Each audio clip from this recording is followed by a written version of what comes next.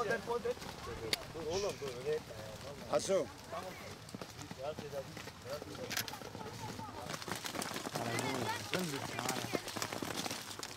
Hadi bakalım.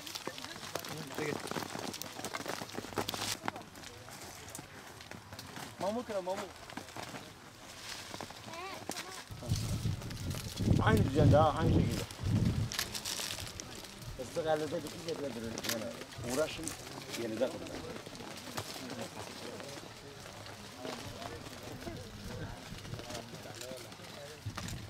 Selama koyduğum öyle ya.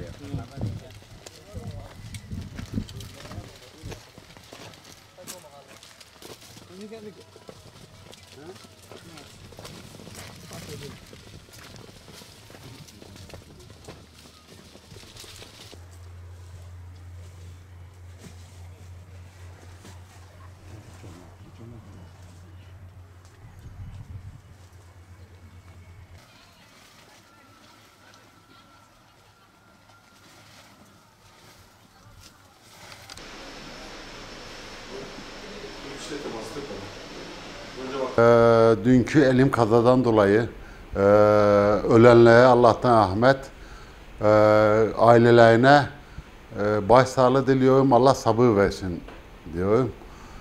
Çok üzücü bir kaza ama maalesef bunun tedbirleri daha önce alınmalıydı. Yol kontrollerinde gerek jandarma gerekse trafik polisleri bu tip taşımaların önüne geçmeli. Ben tahmin ediyorum ki bu kazada yaralanan ve ölen arkadaşlarımız eğer normal servise taşınsaydı birçoğuna hiçbir şey olmayabilirdi. Şimdi biliyorsunuz ağaçta öğünü satın alma ayrı bir sektör. Bunların denetlenmesi, kayıt altına alınması ancak fıstık üreticilerinin yani müstahsinin köylünün ürününü nasıl değerlendirdiğiyle ilgili olarak kayıt altına alınabilir. Bu da çiftçi kayıt belgeleriyle satılan ürünün belgesinin istenmesiyle olabilir. Bu arkadaşlarımız hiçbir ürünü ağaçta satın alma yöntemiyle kayıtlı değiller. Yani biraz bunun esas ana çözümü para mavilerinin belirlenmesi. Neden çok yaygınlaşıyor?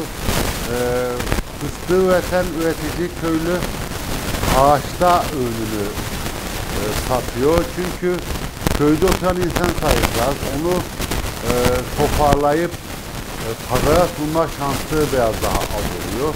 Dolayısıyla adam diyor ki ağaçta satayım diyor ve işin açıkça kolayına kaçıyor. Çözüm bana göre çiftçi kayıt belgeleriyle ürünün kayıt altına alınması.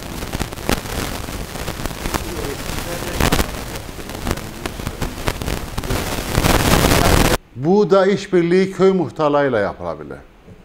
Köy muhtarları işte köyünde kaç kişi fıstık toplamaya gidiyorsa onları tespit ederek, onları yönlendirerek yapabilir. Bu tıpkı nasıl olabilir?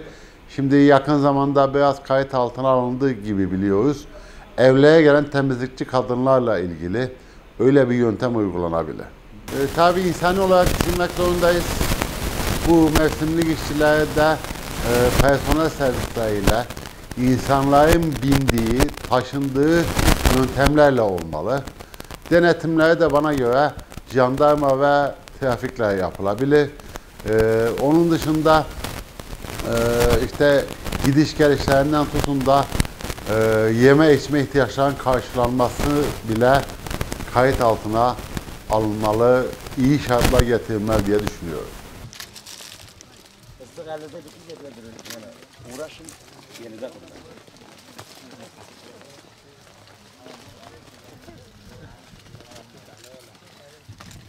Selama koyduğum öyle ya.